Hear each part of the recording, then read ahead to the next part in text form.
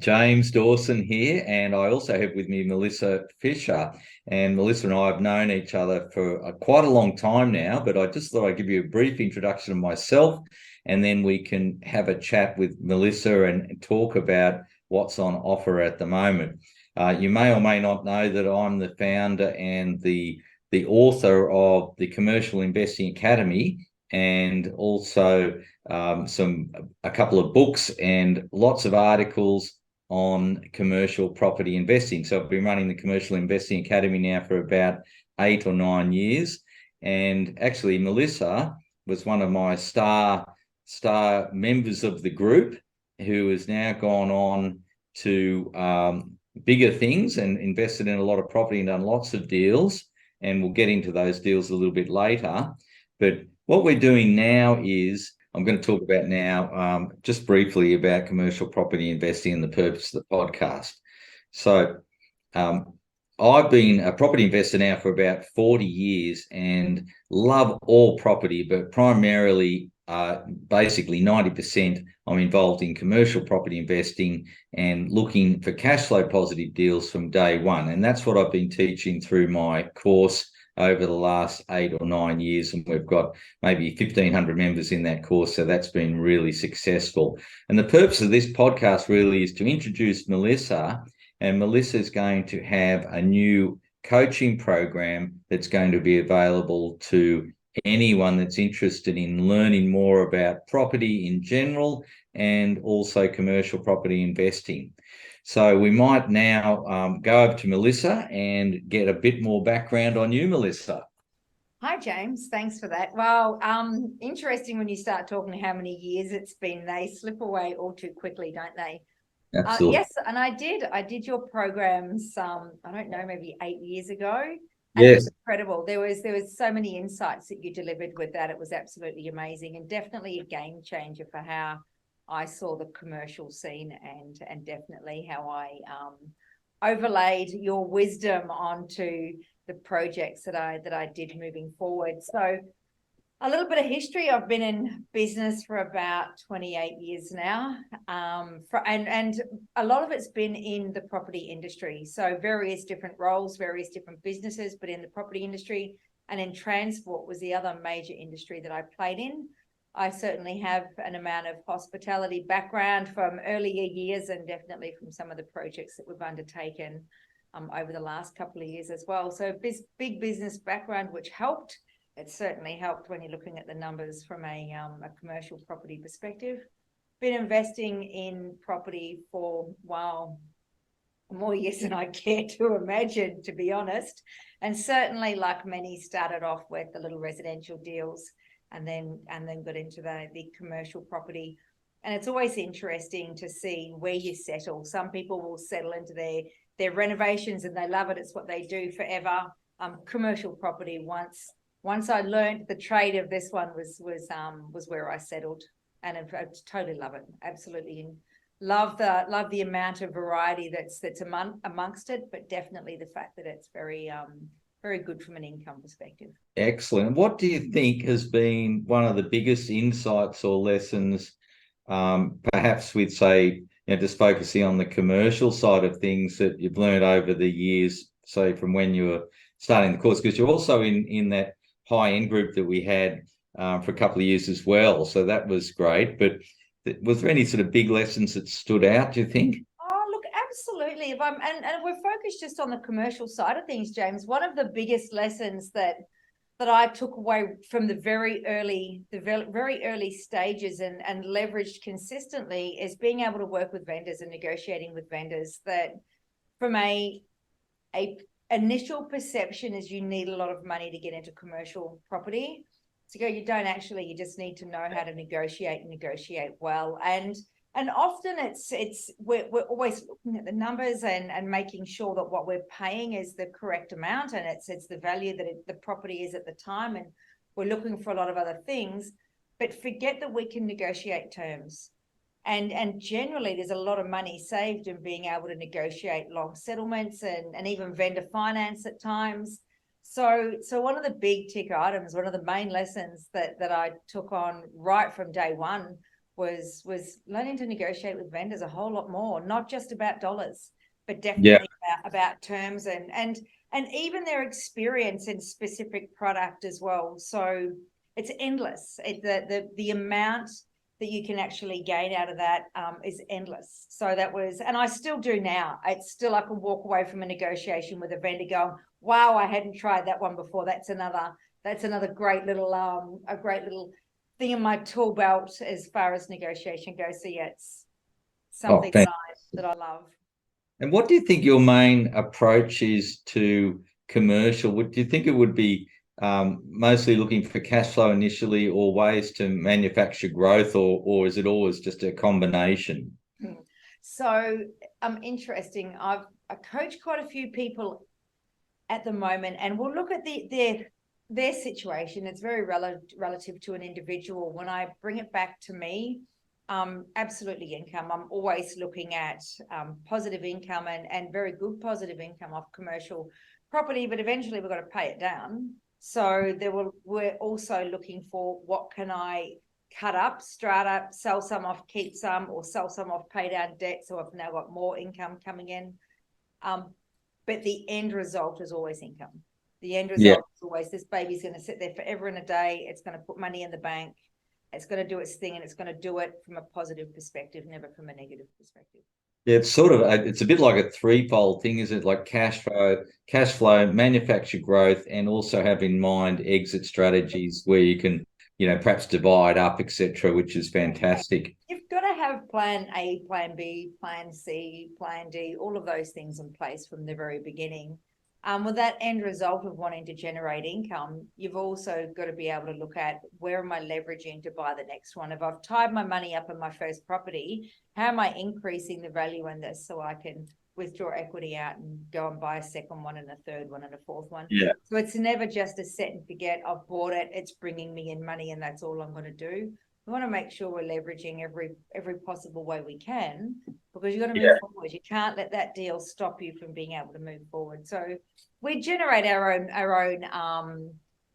growth, though, our own value increases. We're not relying on a market to do that. That's the work we put in to be able to ensure that year on year we're getting an increase in value. Yes. Yeah, we don't rely on the market. We don't need to. Perfect. Oh God, you've learned so much. You're parroting all the things Thank that I love, which is great. What do you reckon the key principles you would normally consider when evaluating and just making, looking at a potential commercial property purchase? I guess it's all those things we've discussed, but is there something that you pick up, say, quite quickly on a deal that you might be looking at, you think, wow, okay, that one's interesting and the other one's not, Oh, definitely. So we can rule out end of the line product straight off the bat. If it's an end of the line product that a market is selling, I say, I'm not even interested, because all the uplifts would have been taken up. So I'm not going to be able to gain anything in the interim. So we've ruled those out, and there's still an amount left on the market. Very, very quickly, to be able to assess a property and look at the income that's coming in. For me, I like to buy vacancy, because I say it's the quickest and biggest uplift that I'm going to make on a property right from the very beginning. But that also comes down to risk tolerance as well, not for everyone. So initially starting off, a lot of people will be quite wary of buying something that's vacant. We say, that's fine. What do you want to earn out of this? What is the percentage return that you want every year to come off this property? Then we need to make sure there's uplift.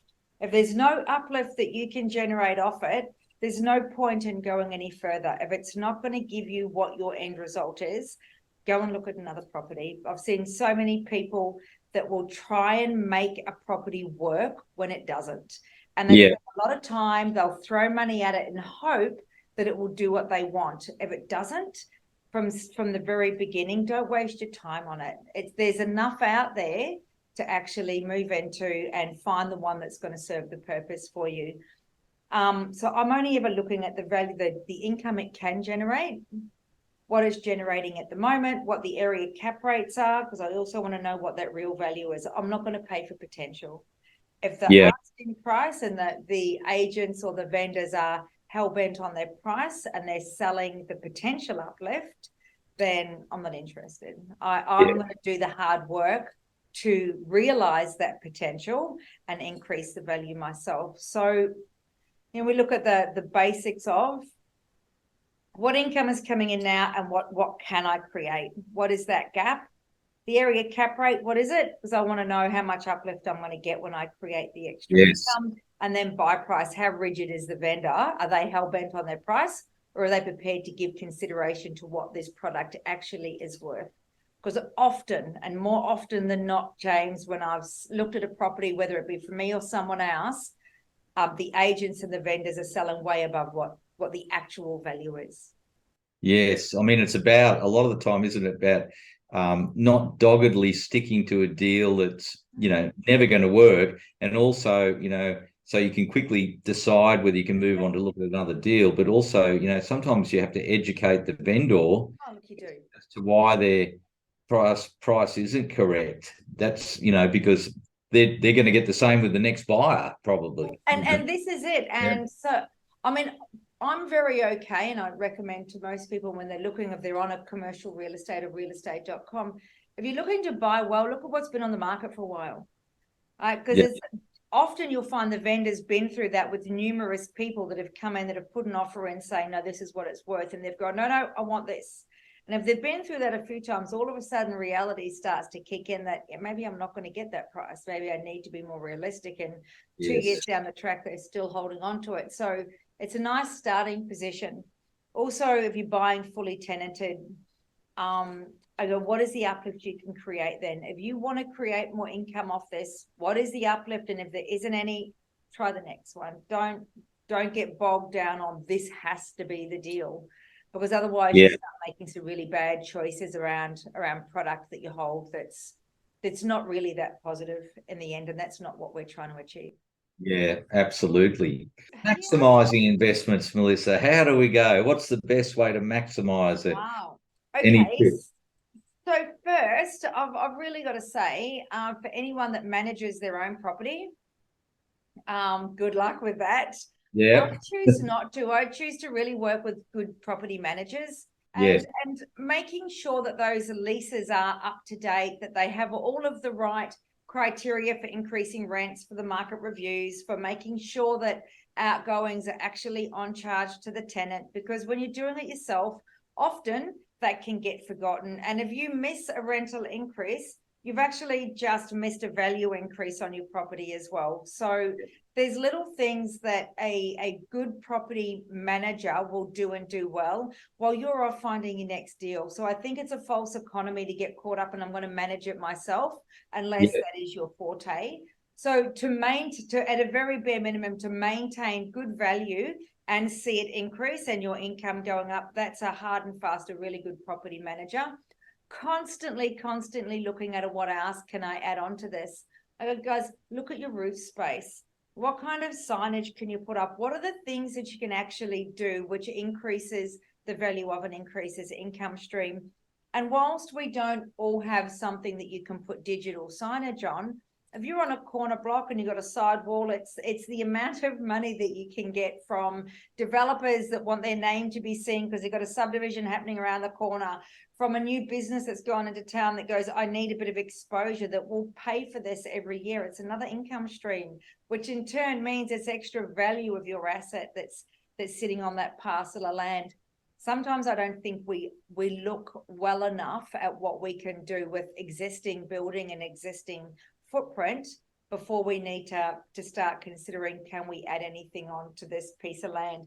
I like coffee vans. We have this great little coffee pod near us. It's tiny. And I know, James, I was up in Byron and they have this tiny little space between two buildings that a couple of people, they make coffee, and I reckon their fridge is like sideways in there. It's all that fits that in a coffee. I know the one. yeah, they pour coffee flat out all morning, then they're off surfing for the rest of the day. I absolutely love it. I know. It's about 1.5 meters wide, that one. It is, but I just go, it is such a cool use of land that is never going to be built for anything else. These guys have used it well. A little bit of creativity about internal space off the back of COVID anyway, when office space was really struggling. So what do we do with it? again, I'll go straight back to your zoning. What does it allow you to do? Just because it was office space before doesn't mean to say it has to be office space now. Can we convert it into something? Can we actually cut it up into smaller spaces and allow smaller tenancies? It's more affordable. We've got to start getting a bit more creative in what we can do with vacancy, in preference to just saying it was a hairdresser, it'll always be a hairdresser. It's not the case. Always very interesting, because a lot of people will forget to go back and check their zoning. What can I do with this zone? What does this allow me to do? If you are in a block of offices in a building, go back to your body corporate rules. What does it allow me to actually do, instead of being so stuck on this is what it's always been? Often you'll find you get a better square meter rate as you're changing some of the uses too. So give consideration to it. Industrial for that is great. The amount of uses in industrial space is incredible. And yet I see so few people actually leveraging it well at all. So for me, the basic items for extra income is really consider what that zone allows you to do and what the area needs and wants. Right? Yeah. No point in replacing, I say, you know, a hairdresser was a hairdresser for 20 years. Yes. Two businesses haven't survived. Don't replace it with another hairdresser. It's not going to work. Look after your tenants, anyone that you're bringing in, make sure it works for them, because they are your value. Yeah. This is why I would never put that hairdresser back in there. If the last two hadn't survived, don't force the issue, because it's vacancy is no good for anyone. No, that's right. And actually, I think it's about having a bit of a review of your property all the time, because I think a lot of investors and landlords, they just sort of sit back, and I absolutely agree with having a managing agent. I mean, that 5.5% or whatever you pay is cheap when you make a mistake and miss out on a lot of money. But just having that constant review and doing all those points that you've mentioned is such a big thing to maximize what you've got, particularly, I guess, before you move on to another deal, sort out what you've got first. So fantastic tips. Excellent. So, Melissa, next thing, case studies. Can you share maybe a deal or two of yours, and maybe one or two of your students' deals that stick out as being, interesting or really good deals, or perhaps one that had some problems that you were able to sort out? Oh, James, there's many of them have problems I know. along the way. Interesting. Okay, so storage is one of my things. I love storage, absolutely. And I say now it's an industry that is doing so well as residential blocks have got smaller and council regulation is tightening up on what you can and can't do out the front of your own home and nature strip. Storage has become a big deal. I've had it now for quite a few years, 7 years that we've had storage. So it was one of my earlier deals when I was looking at how does this work from an income stream perspective. Industrial land definitely doesn't have to be anything flash. Yeah. And we had a block of about 5,000 square meters, and I used 1,700 of it to put storage on, which currently returns me about nearly $100,000 a year now. Now that little baby, land and all, so land and plus my construction costs and all the concrete in 2017, so 6 years ago, cost about $550,000 all told. Wow. If you would do the same thing now for around about 700, if I look at the land values and construction costs for the same product now, about 700,000 you'd pay for that now, and it's bringing me in $100,000 a year. Love it. Wow. And what would that be worth if you sold that now? It's about 1.2 million. Wow, fantastic. Yeah. So we've got a couple of those. I thought if it works once, surely we can do this again. But it's good utilization of not prime land. So again, we can get very hung up on I need to be in the center of town. I need the prime piece of land. For these sort of things, you don't. So you can really leverage cheaper land content. So this is where you start to make good returns. Right? Yeah. So paying for the prime parcel of land, get in there with a cheaper land content. It's very cheap construction. It's very, very easy entry point into construction as well. So if you don't know what you're doing, this is like building little garden sheds. Yeah. There's not a lot in it, so you can really sort of learn about construction by doing these things and make very, very good money off the back of it. Serves a good purpose regionally too for areas, because tradies love them. They've got nowhere to put all their tools and stuff now. Our blocks are getting so small that they don't have the room for a big shed out the back to have all their tools and stuff. And the garage, the wife is filled up with the kids' toys. So one's going to go, it's like storage shed for all of his stuff. So they love them. So they serve a really, really good purpose. Wow, that's incredible. So we've done a few of those. We've got a couple more in the pipeline at the moment. So that'll be something that we constantly cookie cutter. And I have managers managing them. Big tick here for anyone looking at these is to keep them small enough that a real estate agent will manage it for you. It's low percentage for them to manage it.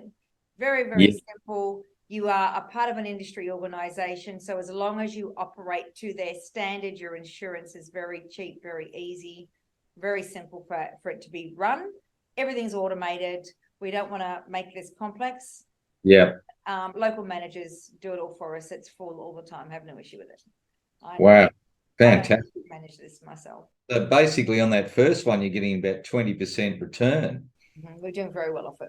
Yeah, wow, it's incredible, isn't it? So to go out and buy one of them now, no, you're not going to make the same returns off it. I said that's something, unless you can buy one that's really, really badly run or something that was not built well. There are some of the older ones that were built out of the old Besser blocks, which not as great, but they often have an amount of land associated that you can add a few more units on and increase your income off the back of that. So you can buy some of the older ones. They need a little bit of work, but that's fine.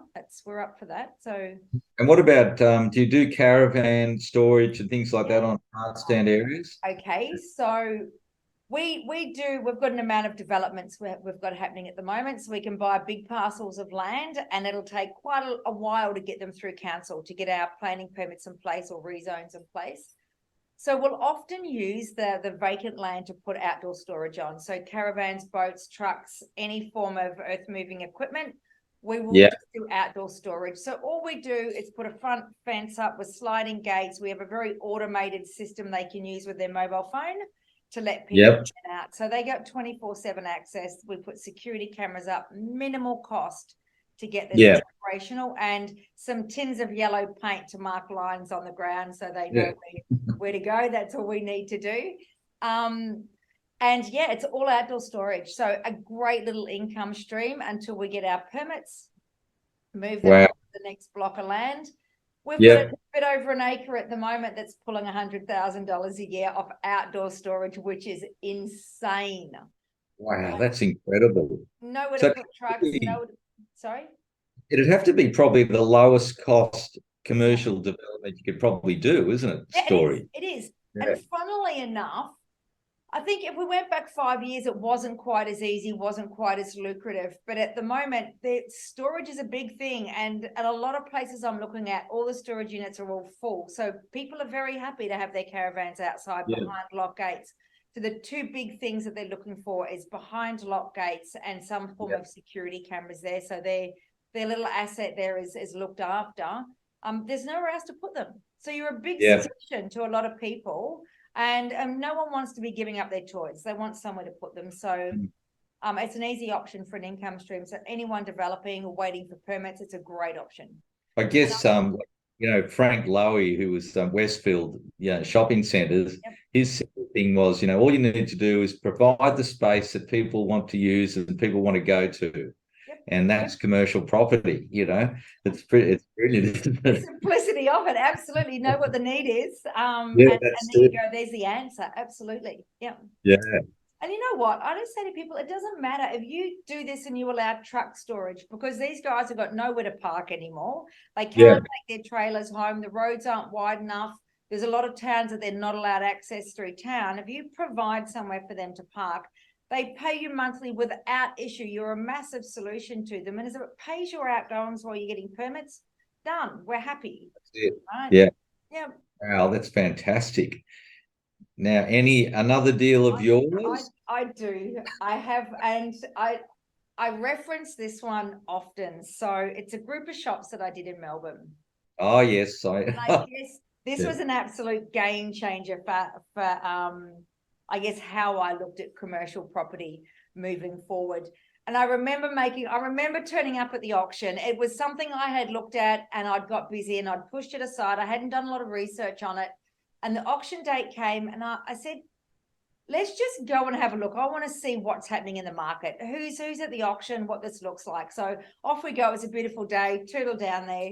And it was a drive away from us. Anyway, get down there. And I spoke to the auctioneer and just having a chat and said to him, so what do you expect it to go for? And he said, over 5 million. And I went, right, okay. Was certainly not what it was. The number was not even close to what I'd been considering at the time at all. And I went, that was fine. So I have a little bit of a look through it. And I walked through this going, well, there's not actually that much to do to this place. It looks shabby, but it's just because it's cluttered with junk. The windows are filthy dirty. And what could be white is green and orange paint in a couple of shops, but none of it was hard work. I just remembered walking through going, yeah, there's not that much to do, and listening to everyone else going, oh my God, this place is disgusting. It's horrible. It's hard work. And I had a bit of a giggle about it. The auction starts and there's not a noise. There's absolutely not a noise. No one put a bid in. So the auctioneer's standing there and the agents are racing around going, come on, is anyone going to bid? Are you going to bid? Going to bid? And I went, no, thanks. I'm not interested. We literally had to back over one of the agents to get out of the place. They wanted to sell, like hell or high water, they wanted to sell. And I was heading home and they rang and said, would you put an offer in? Like, you know, we're still under auction terms, but would you consider putting an offer in? And I said to him, look, I hadn't honestly done enough due diligence on the property to confidently put an offer in at the moment. But if I could gain 24 hours, I'd be prepared to put something on the table. So they said, fine. And I went, right. 24 hours, we've got a little bit of research to do. Now, I wasn't unknown to the area, so it wasn't like I knew nothing about it. It's just the outskirts of Melbourne. So it wasn't hard. The market was pretty good. So I'm like, right, 24 hours, we've got some research to do. And I recall ringing you. Yeah, that's right. James, got a few questions. I spoke to a couple of agents that I knew very well, and both on different realms, about what the cap rate was, being able to get some comparables to demonstrate what the area cap rate was. What are the timeframes to get leases in place? Why was the place vacant? All of the questions that you would normally ask to assess if a property was worth giving much consideration to. And I worked with the agents on how quickly could we sell these? What is it looking like in the market? What are our days on market for a tenanted property, for a vacant property? How much demand is there for owner-occupier in this area? The rest of the street was full. There was not a vacancy around. So the big question is, why this property? Why is it vacant? And we couldn't actually get that answered off the agent that was selling. So we thought, no, that's okay, but the rest of the area is full. There's nothing else around and there's enough demand for it. Okay, so now let's crunch some numbers on what the leases are. There's an amount of vacancy going on. What's happening here? And what we established was what they were asking for was what it would be valued at pretty much if it was full. If every tenancy was full, then that would be a realistic asking price. And I went, okay, we established we could probably get it tenanted and sold in 6 months. So I said, okay, well, let's just see if we can get a 6-month extended settlement. Yes. Worst case scenario, if I can't get it tenanted and sold, what is my worst case scenario? Is I have to fund it. Can I fund it in 6 months? Well, if I've got 6 months, at least I've got 6 months to get funding on it. If I can't, then they sell. Worst case scenario, if I had to go all out horrendous finance on some shark brokerage or something that's going to charge me 3% a month, income coming in, how much time does that actually give me before we run out of income coming off this property to sell it? So we went through all the worst case scenarios, plan A, plan B, who are we selling to, who are our tenants. And within 24 hours came down to okay, we're happy to put a $3.8 million offer in, and I want 6 months to settle. And they came back very quickly with a 3.85 in 5 months. Right. Okay. So I said, okay, that's fine. And I rang the agent and said to him, well, instead of having 6 months, you got 5 months. So you better get started quickly. We just work backwards from, if we have got 5 months, we've got to give at least a 30-day settlement period. We've got an auction marketing campaign of at least 6 weeks. We've got to make sure that we've got a nice lead-ins for photography and stuff. So how long have we actually got to do the deal to tart this place up, make it look nice, and then be auctioning to sell if we don't have tenants? So we were initiating probably plan A and plan B at once. Right. To make sure that in that 6-month time frame, we could achieve tenancy and income coming in off it, and funding and or sales. Full focus, James, is what it took. It was what it was, but in 24 hours, the amount of due diligence that was done through council, through you, through agents, through different finance brokers, was enough to, and the area and the market at the time was enough to go in and say, there's 7 titles there. Surely you can sell some of them, all right? So best case, worst case scenario, we went to auction. So we didn't tenant. Our first plan A was to sell to owner occupier because there was a big demand in the area for that. This is after all painted up and looking great, of course. And you know what? We talk of commercial renovation. It's a spray gun and a pressure washer, to be honest. Yeah. We took all of the equipment out that this landlord had hoarded from tenants that he'd kicked out. So the reason why these shops were empty, because the landlord was horrendous. He was right. He was terrible to tenants, and and I've seen him quite a few times since. He's an old Italian guy that has been in it forever. He still walked around and collected the cash out of the laundromat that was there. He still collected cash payment for the rent off the tenants that were in there. So it was what it was forever. So a lot of them didn't like him, or if they were late with the payment, he would just lock the doors and he would keep all their equipment. So he was challenging in his own right. So we got rid of all the equipment. We gave it a whitewash of paint. We put a nice mural up down the arcade because it had a big arcade. So we put a nice mural up down the arcade, polished up the tiles that were in there. So it was just nice, light, bright.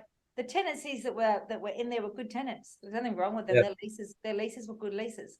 So we bought well because he had to sell. The challenge he had was he had a marital challenge. Right. He needed to clean up. He needed some money for. So he accepted it, but it became our challenge halfway through when he looked at the place and went, "Oh, amazing! I don't want to sell it now." Wow. So, for everyone, make sure you use good property lawyers and make sure your contracts are as such that protect you moving forward, that especially on extended settlements, that there's no way that they can get out of the call this back. And if you have any obligations that you need to meet along the way, make sure you make those obligations and make them on time. Otherwise, you're giving them just cause to take the property off you. And if you've done work to it, you've just lost all the dollars that you've spent. Anyway, he became a little bit frustrating for a little while, but that was okay. That was just him realizing his challenges. So we hit auction. Same challenge as what he had. Right. So not a noise, except there was one guy there, a real estate agent, who wanted to buy one particular shop there, and he ended up buying that. But we sat there and went, wow, that's odd. There is so much demand in the market. What's going on? And the agent that we were working with threw his arms in the air and said, okay, does anyone actually here to buy? And the predominant market there was Vietnamese. And they don't like bidding at auction. So the minute he said, listen, I'm open to come and talk to, they all start scurrying up going, yes, please, yes, please, yes, please. Oh, that's incredible. So it was very funny. We had 7 shops there. We sold all but 2 of them on the day. Yeah. The following day was the next one. And then it was a few weeks after that was the last one. Actually, we finally contracted on that one. Now, the intention was when I went to auction was not to buy. So with 24 hours due diligence, challenging, but 5 months, I still wanted an income stream off it. Yes. So what did you do? Earlier properties, I created another title. So we kept the air rights. I just kept the thin air above the building, and we started with a 99-year lease on it. I brought our lawyers in to the auction to explain to everyone at auction what that meant. Yeah. So when they're signing their contracts, that they knew exactly what they were signing, because it was like 60 pages of document there that's explaining that they don't own the air above their roof height. That Right. is now mine, and that I'm going to put some signage up there or put solar up there, and eventually we may end up building on top of it, depending on what the market does. We spent an amount of time and money with our lawyers to be able to do that, and then convert that from being a 99-year lease into full title ownership, which gave me a lovely income stream and a very nice value add for thin air. So it became my new favorite thing. Was thin air is a great thing. I can sell the asset off underneath it and own the air above it, and great for signage. Like it's brilliant for signage. That's incredible, because it's like the some of the buildings that are above railway stations in the city, they're all built in these air rights. And it sounds a funny thing, but look, you've done it like a grassroots level version of it, which is great. It was an interesting process to go through, and it's something that I encourage people to look at. And quite interestingly enough, if you've got no money to start off with, there is no reason why you can't speak to the managers of body corporates and any larger building, and speak to them about leasing the roof of their building. We can do a lot with it, whether it be signage, whether it be rooftop bars. There's so much that roofs are being used for now. In Melbourne, we've even got 2 streamlined, polished, beautiful caravans on top of a roof that rent about $480 each per night.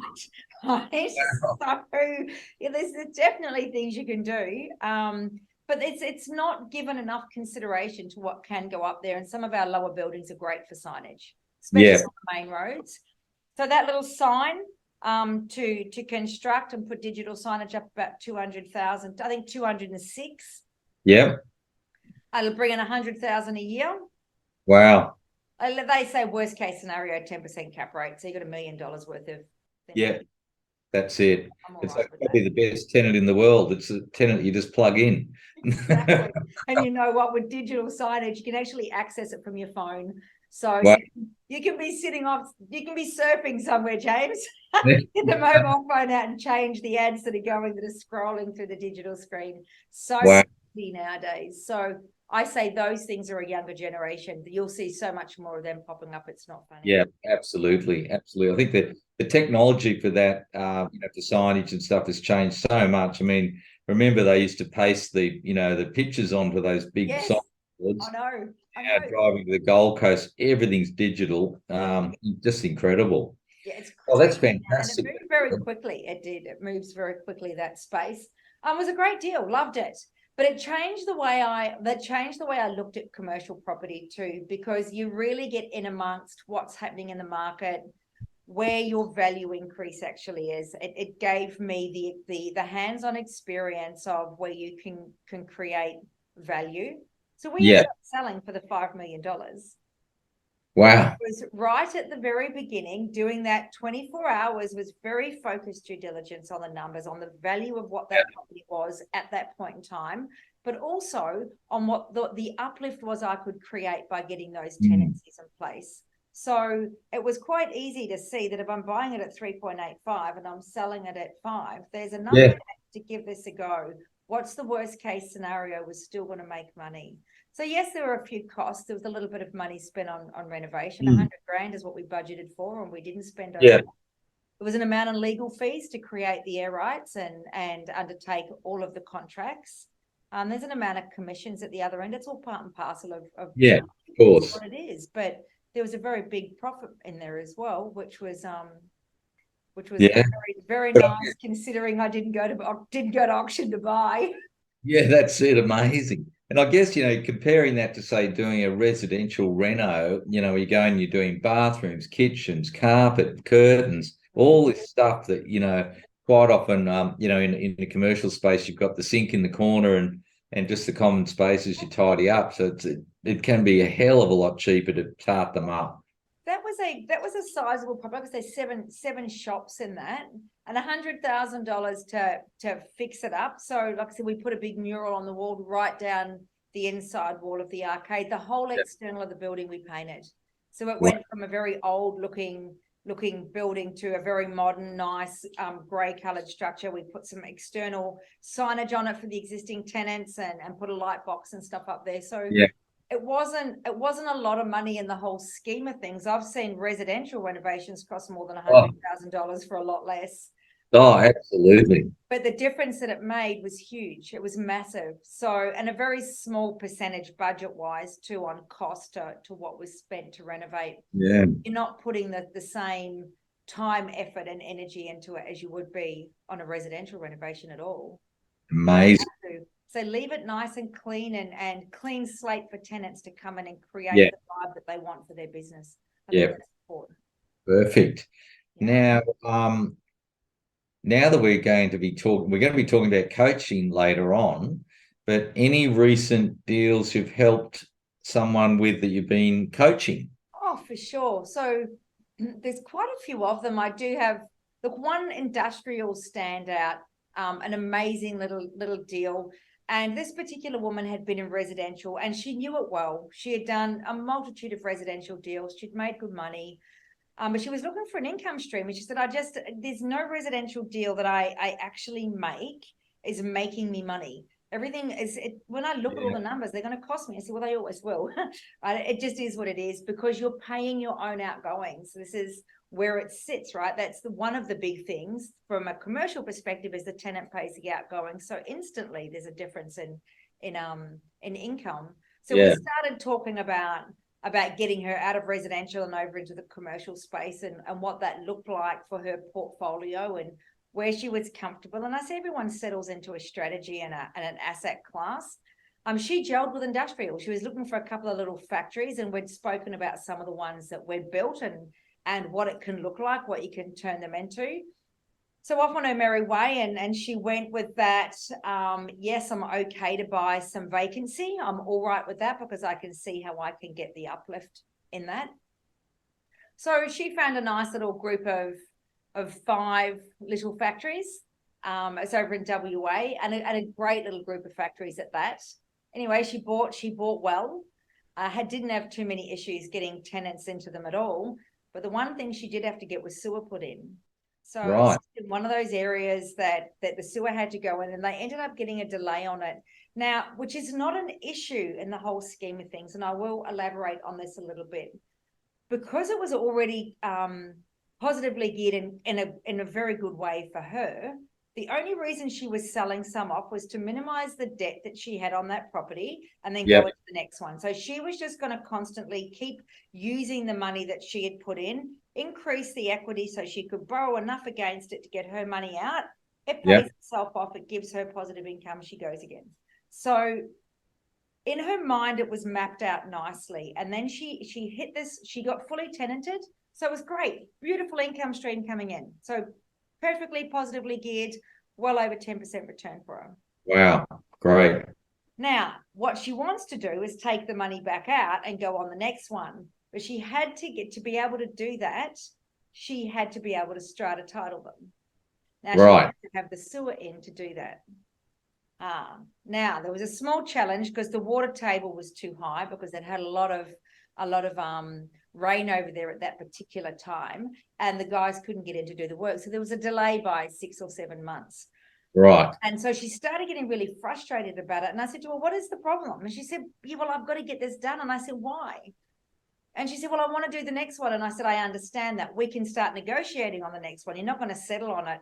And you know the negotiations take some time. You're not going to settle on it for some time anyway. But what's the rush? You're so positively geared out of this. What's the problem? And she went, oh, yeah.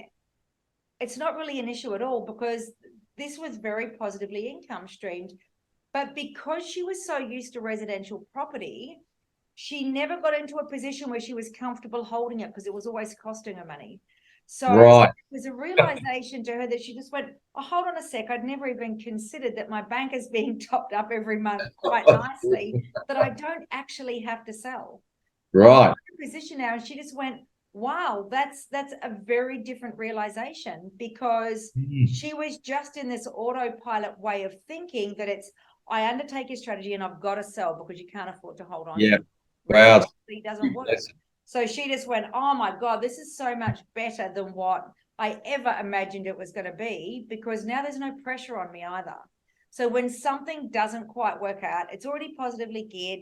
I'm Yeah. okay. I've now got time to think, reassess what I'm going to do, and it's all okay. So massive game changer in life for her. She's been in business for a long time. She's doing other things. So a massive game changer to her. I say to her, now you're going back to residential. She goes, hell no. Like, why would I do that after I've just learned this? This is amazing. So again, she's off looking for more commercial deals at the moment. But that one's just always a standout because Wow. it's a big mindset shift when you start realizing how much you can get out of one property. Like, she got great uplift in value by getting the tenants in. The income that was coming in off it, percentage wise, her yield was amazing because she'd bought really well. And then the pressure it took off her because she didn't have to sell. So now that strata took longer, it didn't matter. It was Wow. a world. So yeah, it was a fantastic little deal, and not a lot of money. That was all for under $1 million.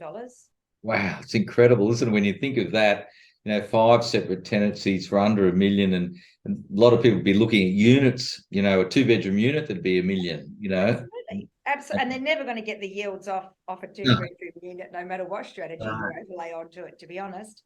Oh, I've got to say, James, it's not my Terry's shopping centre deal. Oh, yes. It is just the best. And I look at this and I say, if you're looking regionally, these deals are around 12 tenancies, $706,000 buy-in.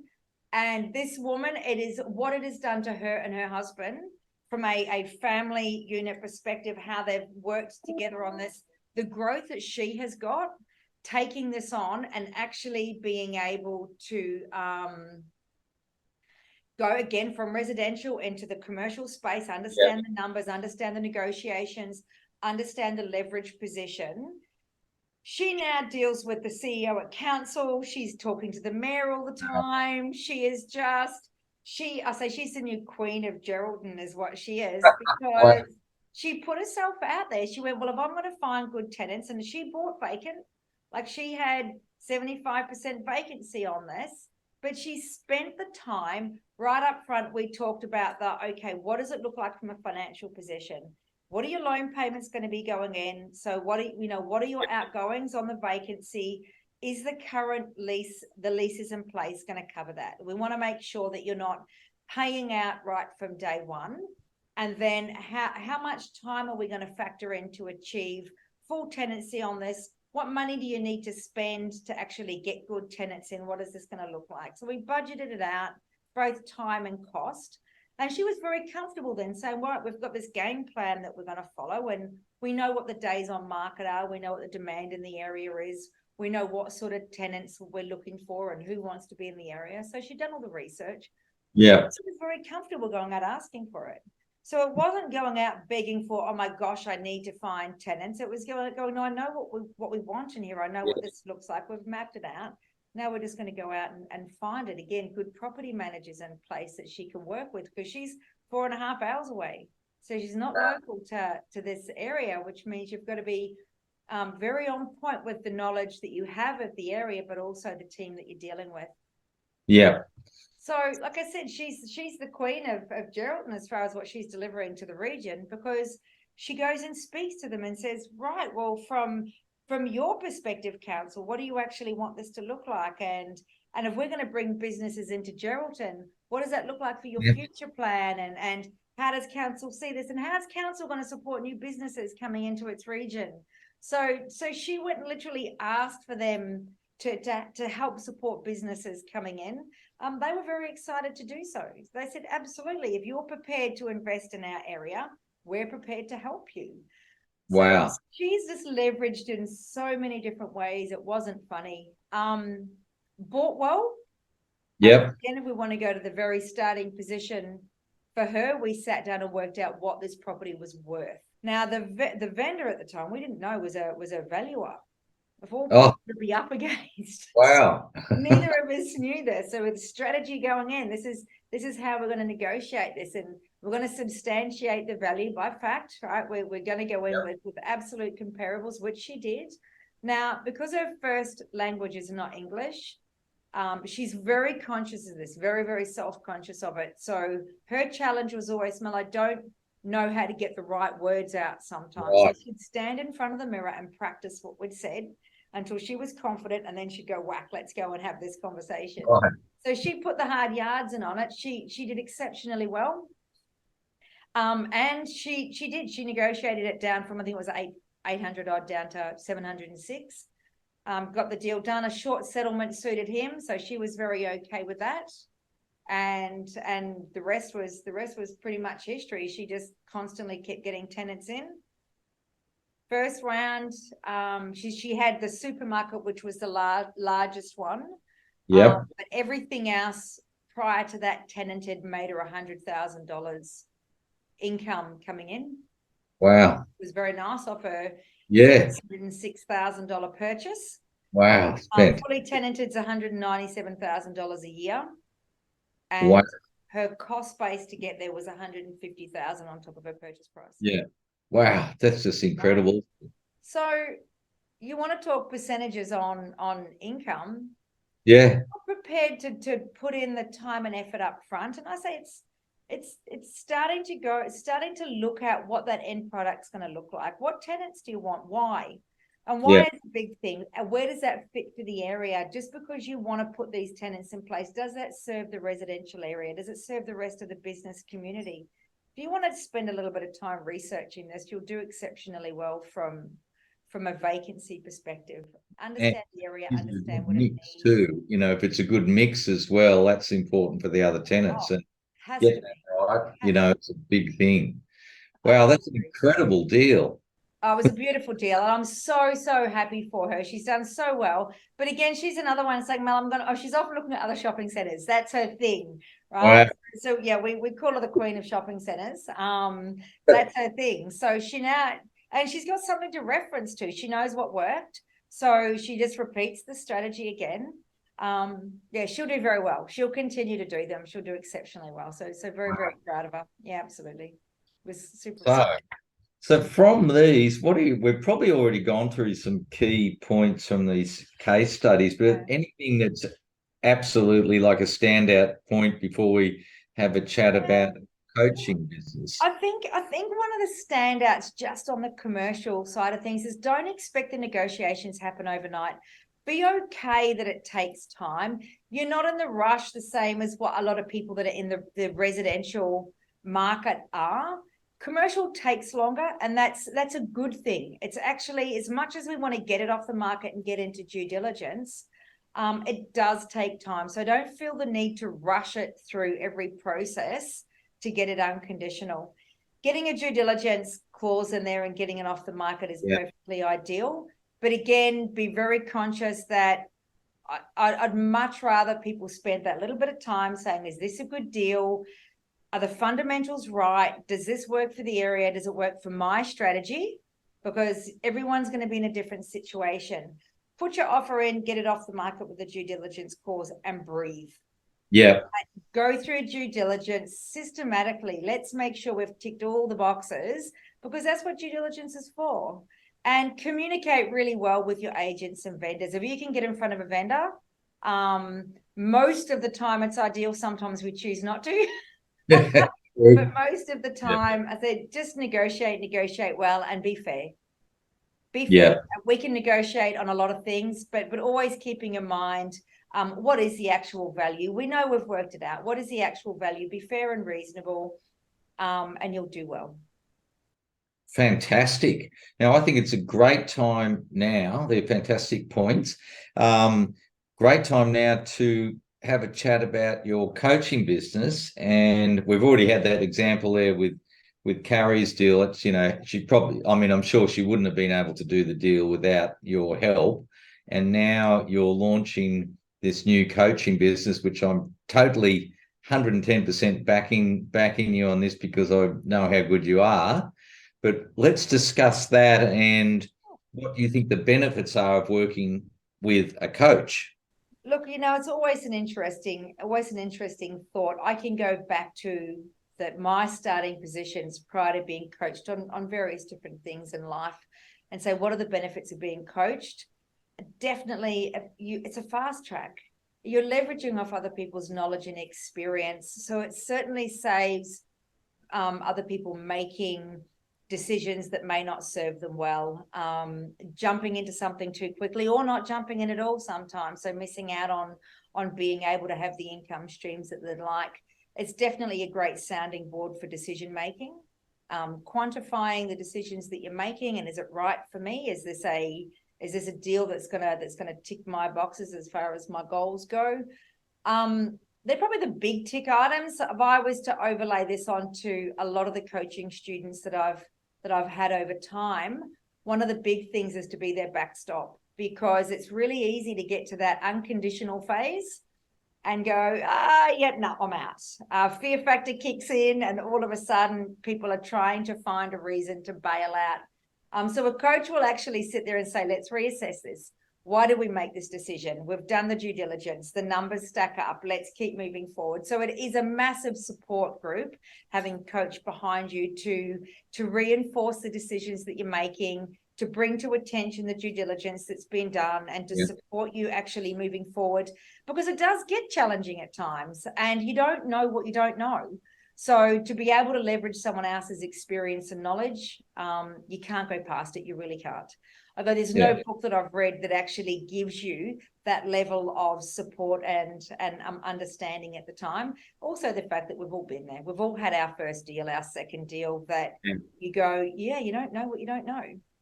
So, and I guess especially when you're in the middle of a deal, and as you know, when I was doing the coaching, you're right there in the guts of the deal, and you just need sometimes a 5-minute chat with the coach just to get past a hump or hear another point of view about it, so you can keep the deal on track or go a different direction. It's super important. Absolutely. And sometimes, and it's dead right, James, when you start looking at that different direction, it's, do I go with plan B instead of plan A now? This is what's happened in the market. What do I do at this point in time? It's not always I need to be on the phone for hours. It's, wow, I need a quick check-in with, I'm uncomfortable making this decision on my own. So often it is a sounding board that just reinforces a thought process, and again, brings to attention the research that you've done. And keeps you on track, because we talk about taking that first step. I watch a lot of people be able to find the deals and go, great, oh no, this one doesn't stack up, and you go, hold on a sec, let's have another look at that. Why doesn't it stack up? And I often find that they put a 20% contingency in there. Okay, so let's talk about that, because these are why the deal doesn't stack up for you. So what's going on? Where is the fear factor that stops you actually taking that step to go into a deal? I've watched a lot of people do it and never get over the line, because they'll stack the deal up to not work for them because they're uncomfortable with it. So again, as a coach, is to get you comfortable with moving forward, is to give you the knowledge and the understanding about how things really work. I've often heard people say that commercial property is riskier than residential. And I strongly disagree with that, because we actually substantiate things based on data consistently. Right? So our numbers are not based on emotion, they're based on fact. So giving people a solid understanding around that gives them a better risk tolerance. They don't feel as though they're going into something that is going to fail on them consistently.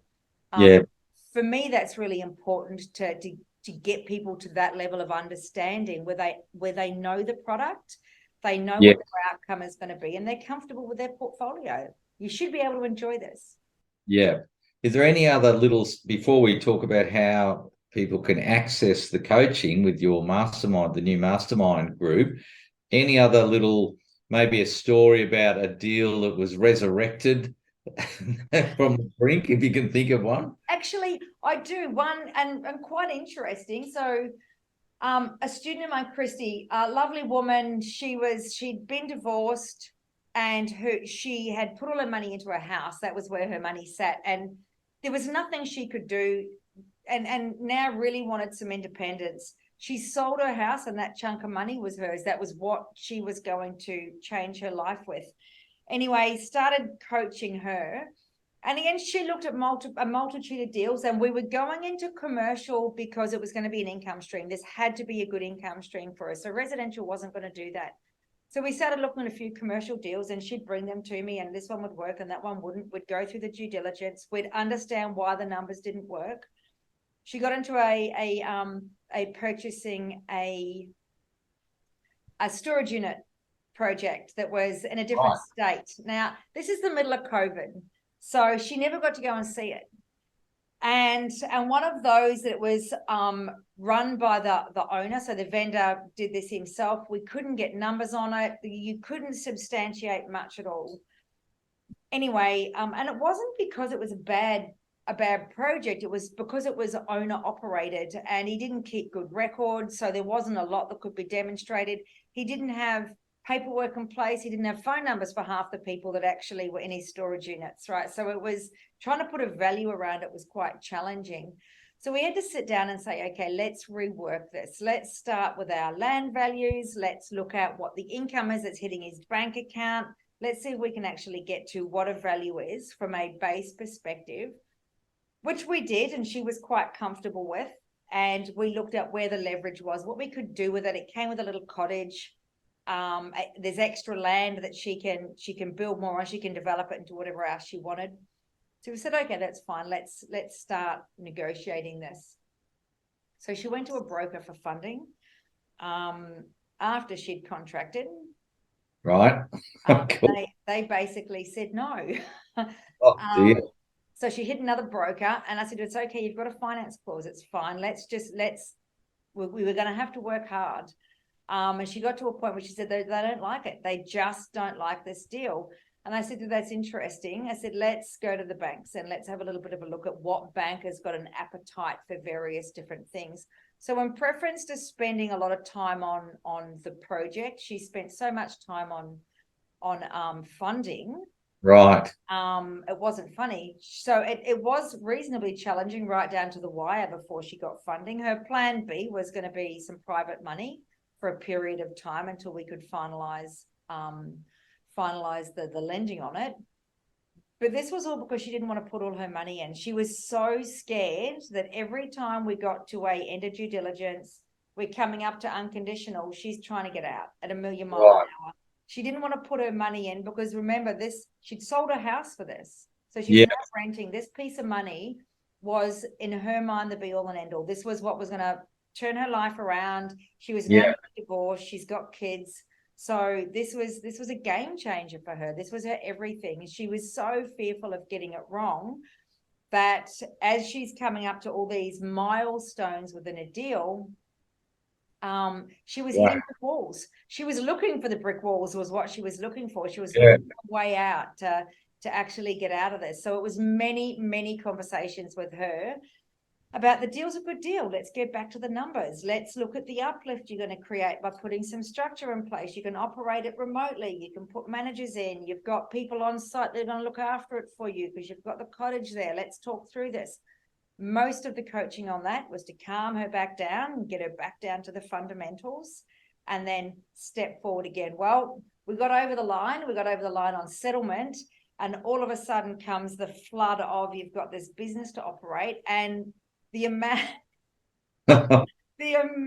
of no phone calls, no documentation that this guy had, all of a sudden just came flooding in at her, where she sat there and went, oh my God, what have I just done? And I said, you've bought yourself a business that needs some structure. Yeah. She bought that with just on 100,000. It was about $1 million she paid for it. It was bordering on 10% return coming in. Wow. When she bought it, we said it's okay. Structure. Remember, get back to the beginning of what your uplifts are. Follow a process. So get back to the data. She did. You put the process in place, and James, it was simple. It was automated gates. Payment comes direct out of their bank account. Make it simple for them. We got the guys on site to chase up the tenancies, get their phone numbers, set them up. She did it all from Perth. The project's in Queensland. Wow. Took her long to do it. So she would sit at home and do it from the comfort of her own home. It was 2.5 years before she saw the property when she could actually go over there and visit it. 135,000 a year it brings in. Wow. She's like, Fantastic. "I'll bring on the next lot. Let's find the next lot." So Wow. there's the challenges with the project. Yes, you're buying a business that goes with it. It's not quite as simple as I'm buying something with a lease in Yeah. place. You've got to understand that, and at any point in time, you've got to know what you're taking on. The fear factors are real. When Yeah. you haven't done it before, the fear factors are real. You're getting to unconditional without someone to remind you of why you're doing this and why it's important to you, but to also reiterate the fact that we've taken the risk out of it. We've Yeah. de-risked this in so many ways. It's quite easy it's understandable to see why people walk away sometimes, Yeah. because they forget to check in with the data that they've got, with the process that they've been through. So I was so excited for her. It changed her life entirely, like totally changed her as a person. Incredible. Confidence level that she's got is amazing. The bank account she's got is phenomenal. Let's be Yeah. real. Well, she's getting 155 grand a paid year for for a that single risk. mum, mate, she Yeah. can't earn that. So for a single mum, with her own storage business and asset, and away she goes again. So Fantastic. just beautiful, sweet little deals. Oh, excellent. Now, if anyone would like to find out more about your coaching and mastermind, I do have a web link here. I don't know whether you've got that in front of you. So if anyone's interested in chatting with Melissa about her coaching and mastermind, that I highly recommend you do if you really want to get started and avoid all these pitfalls that can happen. And we might actually talk a little bit more about that after this. There'll be a link here on the screen or in the notes that you can just click on that and find Melissa that way. James, please remember, this isn't about just a starting position too. I love going over people's commercial properties, existing portfolios, and going, how can we increase the value of this? How can we actually maximize your assets? Because quite often we buy something and we do what we do at the time. It sits in a portfolio. We don't think about it much. We move on, we do other things. And you're sitting there on an asset that you can still increase the value on substantially. So if that's where you're at, more than happy to have a chat. Fantastic. Now, before we go into some questions, I think we just maybe summarize what we've talked about. So we've been over Melissa's incredible background and experience in commercial property, and you're still active doing deals. So that's I've got a lot of deals happening. Yeah, that's not that's always a stopping. It's great thing. addictive, right? It's very addictive. Yes, absolutely. So, if you want to get something done, you ask a busy person. And, we've gone through a couple of really incredible deals that, overcome some big problems and, cash flow positive deals with some, airspace signage rental and carriers deal in WA, and the other warehouse deal and the storage shed deal, and also the other storage shed deal where the lady was, the single mum was Yeah. really frightened about doing the deal. So it's a big sort of cross section there of deals and people. And you don't have to be a multimillionaire to buy these properties. No. And one deal can be life changing. So one point I'd like to make too, these people are average people buying these properties, and they're just getting the right education and be able to mitigate the risks and get into a deal. And you don't need to buy a whole heap of properties. Just one or maybe two properties can absolutely change your life. And you certainly don't need to be a multimillionaire to get into them. So huge point there. So thanks so much, Melissa. I'm hoping that if anyone wants to find out more, they go to that link in the show notes or on the screen here now. And perhaps we might talk a little bit more. I've got some questions here, Melissa. Yeah, sure. Yes, so just a whole list of questions that people have sent in over time. So we can, just maybe run through those, just maybe 5 or 6 questions. So I guess the first one we probably covered, but what got you interested in commercial property investing? So Short and sweet. income stream. So the reality is, residential investing is never going to cut it to sit on. So it was definitely income streams, positive income. Yeah, perfect. I totally agree with that one. Second one, how did you first get involved with my courses and commercial property, and what were your initial thoughts with my program when you I loved it. that? I absolutely loved it, and still highly recommend it. So the value, the information that you give, and the detail of information that you give is so easy to follow. It makes sense. and you take the complexity out of the perception of investing into commercial property, and the fact that you do it all the time. So it's not just someone saying, oh, this is what to do. You're in amongst it. It's point proven. So I loved your course. Like I said, I highly recommend it. And I still highly recommend it. What got me into it? Again, the attraction that you live it. And I've got to say, funnily enough, James, the attraction that for you, it was about lifestyle. It was about being able to get into property and say, now I can be off doing the things I want to do when I want to do them, and my property's working for me instead of the other way around. Yeah.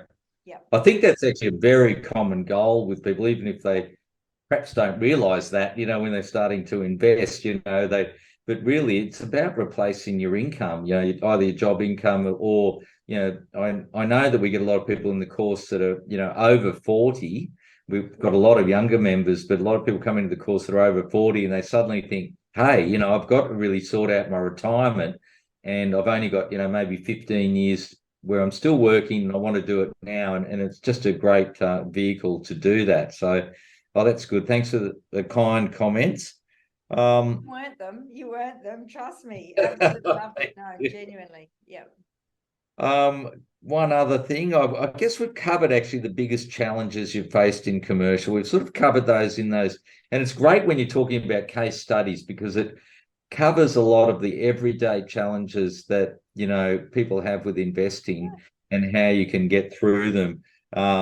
Personal challenges are the personal challenges, James, and every individual will have them. And I've had students that have been on massive incomes, and they have the greater challenges, because it's that whole fear of, if I lose this, this is my whole life, and they're very comfortable, so they have as many fears going into it as someone that's not earning a lot of money. Councils and zonings, just understand them. The reality is it's getting educated. It really is. It's just getting educated on the intricacies of council by council and your zonings, what you can and can't do.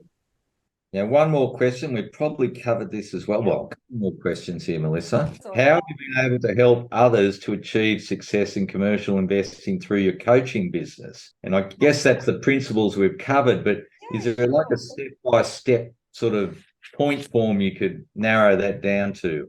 Okay, so if we want to look at some of the existing examples that I've got, definitely the support, the back end support to help them move forward and keeping them moving forward, to lower the risk, to get them to a level of understanding where we have mitigated risk along the way, so they're not feeling as though they're going into something risky. Because again, the general perception of commercial property is it's a riskier business than residential. So we work a lot on the understanding of that. The negotiation side is probably the biggest one. It will probably hands down be the biggest difference that I will make in anyone's outcome, is working with them on the negotiation side, because it's easy to get caught up in negotiating a dollar figure where we can leave a lot on the table by not negotiating some good terms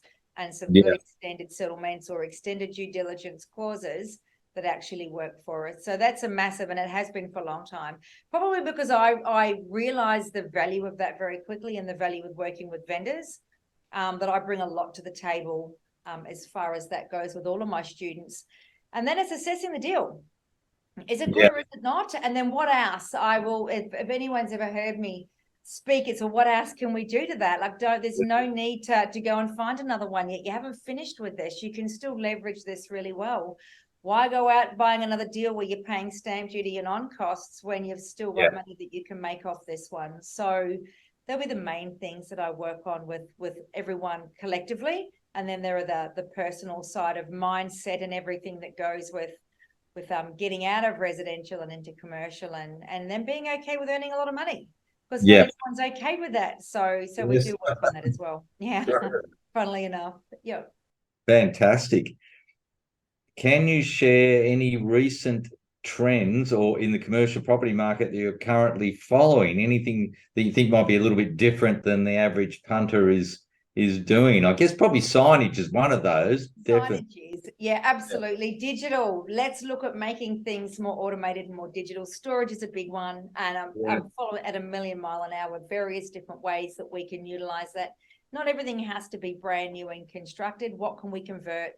Because we have a lot of existing buildings that aren't utilized well. And again, when we look at what is more valuable, is it vacant land in some areas, or is it a land with a building on it? Well, sometimes you'll find that the higher prices on vacant land because people are in for development, whereas you can leverage buying something with an existing old building and we can convert really well. So whilst they are being disregarded by developers because it's hard to get demolition in and it's time consuming and these sort of things, they go, well, actually, I'll take that because storage works exceptionally well. So repurposing is a big thing at the moment, and conversions.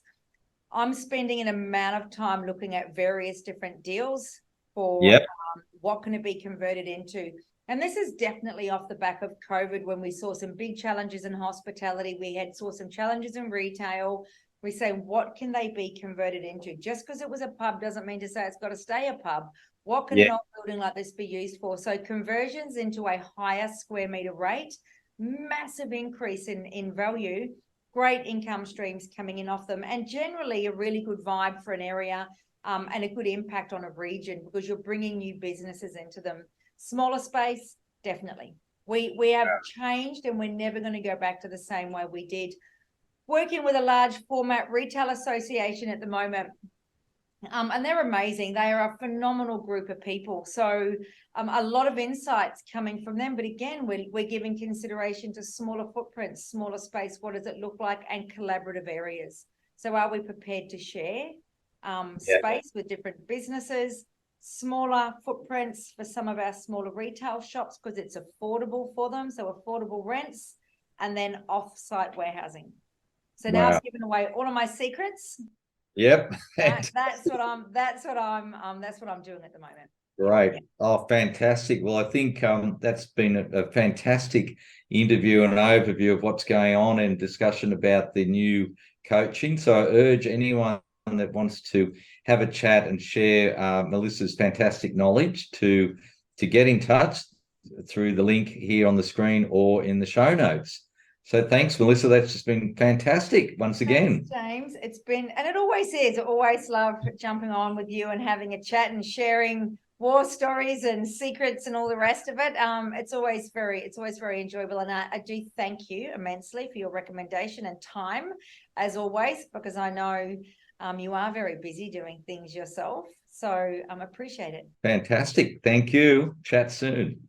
Awesome. Look forward to it. Thank you. Good job. Oh, I think that was good.